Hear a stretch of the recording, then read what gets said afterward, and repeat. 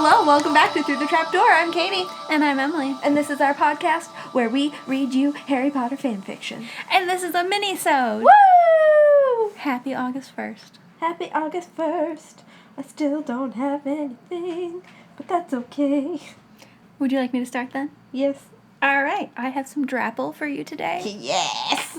This is called For the Love of Drapple. Draco Malfoy, what have I told you about decorating with apples? It ruins our setting, and this fetish of yours is ridiculous, said Narcissa, as she reprimanded her only son, Draco.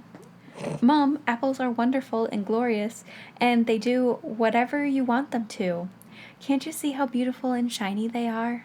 They really liven this place up, he replied, while shining the apple he had on the mantle with his robes. I love this. Draco stood in the middle of Muggle London with Blaise, his best friend, had dragged him there under the pretense that he would love what they held in the small antique shop. Taking a breath, since he had no idea what sort of smells these Muggles would emit, they stepped through the door. He paused for only a fraction of a second before he started running around and touching everything he could. There were apple decorations everywhere, from towels to plates to fake apples you put in decorative baskets. There was even dining utensils with fruit shape cut out of the handle. Everything was perfect for his new flat. Blaise stood laughing as he watched his best friend act like a lunatic. He watched as Draco grabbed a small, beat-up buggy and start preciously laying everything that had an apple on it into a shopping cart. Draco turned to the next aisle, his shopping cart already half full, only to halt in his step, his jaw falling open. Blaise swore he saw drool coming out of his mouth. There, on a large pillar, was an extremely large golden statue of 3 apples sitting in triangular form. Oh no. He attentively walked forward, extending his hand on the golden beauty before him. He looked around, making sure no one could see him, before he set his lips in a subtle kiss atop the metal. Perfect, slipped out of his mouth.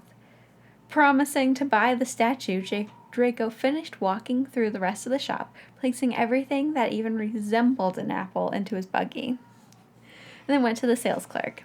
Retrieving a trolley, and with the help of Blaise, they set his new idol on the platform and left. Did you see it? It was brilliant. We must go every week. I love apples, exclaimed Draco when they landed in his flat after apparating. I love this. Isn't it great? It's a great Drapple story. Draco then set to work rearranging his kitchen and living room with his new purchases and leaving the large figure for last. Finally, when every surface was covered with something apple-related, he turned to his newly bought glory. He preciously set the figure in front of his large window and let the light glimmer off the golden hue. "Hey, Blaise, do you mind if I see you later? I have some things to do," he asked.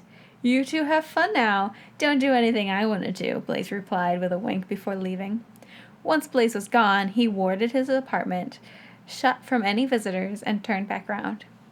"Hey there, you come here often?" he asked saucily. The end. Oh my god! Best Drapple ever. Jesus Christ. Okay, it's Charlie and Luna. I am ready. Charlie was confused the first time Luna appeared on the Dragon Reserve. "I like magical creatures," she said, as if that explains it all. It does. Right. Charlie forced back a frown because there was nothing wrong with Luna being there. It was just, you do know you're not supposed to be able to apparate here without permission. "Oh, I had permission," Luna said sunnily. "Huh?" Charlie quick goes through his staff in his mind, trying to think who might have agreed to let Luna through. "Shelby invited me." Shelby was a Chinese fireball? Shelby, in other words, was a dragon? She was also a dragon whose name Luna couldn't possibly have known unless she, what? How? You got an invitation from a dragon? Also sounds right. Says Charlie. I mean, it's Luna, so if anyone's gonna get an invitation from a dragon, it will be Luna. Yes. Yes, Luna says, smiling. She has an impossibly pretty smile, Charlie notices. He considers challenging her claim, but then decides that he doesn't have the strength. He'd probably just have allowed her to come in himself if she had asked. Okay, he says. She stays a week and then is gone, and Charlie finds that he misses her. By the 5th time Luna appears, Charlie has kind of gotten used to it. He never gets any warning, and no one human on the reserve ever admits to have inviting her. Luna smiles at him and sits with him in the evening and talks. He finds that beneath all the surface-level madness, she actually knows a lot. She's a lot wiser than she seems, and she really does know her magical creatures. And her smile isn't the only thing that is pretty. She has gorgeous hair, and a charming little voice, and a slender, attractive body. Charlie shook his head, which is ridiculous because he's scared and an antisocial dragon keeper, almost a decade older than her. She was beautiful, an intelligent woman with everything to live for. She wouldn't want anything to do with him. Pretty sure she would. Yeah, she would. I could see her getting with Charlie. Yeah, it makes perfect sense. On the 7th visit, they were sitting side by side at the fire when he realized that Luna has tangled her fingers in his. He looked down at the sight, bewilderment, but it was Luna. Perhaps she was noticing rack spurts above him, and this was the only way she knew how to protect him from them. Do you mind? She looks at their intertwined hands and then straight at Charlie. Her voice clear and calm. No, but why? Charlie asks. He had to know. She keeps eye contact. No one could call her strange, bulbous eyes attractive, but the strength and honesty of her gaze was appealing. I like magical creatures, she said simply, but it turns out that I like dragon keepers even more. She smiled. One, at least. Do you mind? The repetition of the line was very Luna. Charlie tells himself that he really has heard what he thinks he heard. She has said what he never thought she would. He leans forward and kisses her lightly on the lips. No, he says, I don't mind at all. The end. Wonderful, though. I loved it. It's so cute. Charlie and Luna make sense to me. They do. Also acceptable Luna pairing is Neville. That always made sense to me. Yep. I mean, I don't know a lot about Newt's grandson, but that also makes sense. It just upsets me that... It wasn't Neville? Yeah. Yeah, it should have been Neville. Should have been Neville. I mean, let's talk about this for a second. This will be a nice little mini-sode rant for you. When the Golden Trio was off and gone, who started the DA again? Luna, Neville, and Ginny. Now, we know Ginny is already attached to Harry, so it makes sense to me that, like, they would have bonded, and, like, they would have had that shared trauma. Yep. I think they're adorable together, and it's one of the few things in the movies that I really like when Neville's like, I gotta go tell Luna I like her. And I'm like, yes. Yeah. That's acceptable.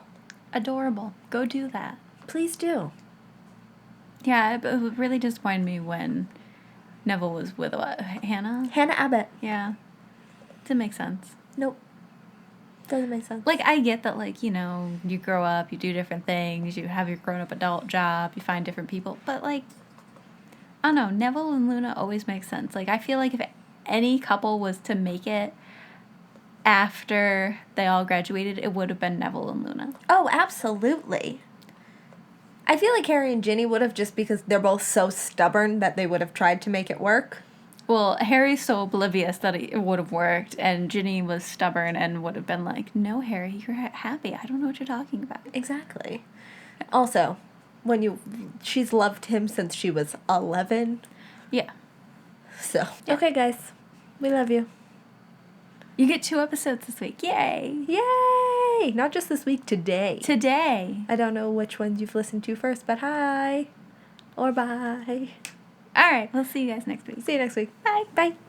Thank you so much for joining us on our journey through the trapdoor. You can leave us a review on Facebook or Apple Podcasts. It would literally mean the world to us. Or you can find us on Twitter and Instagram at thetrapdoor16. Or if you have any longer thoughts, you can shoot us an email at throughthetrapdoor16@gmail.com. Thank you so much, and we'll see you again next week. See you next week.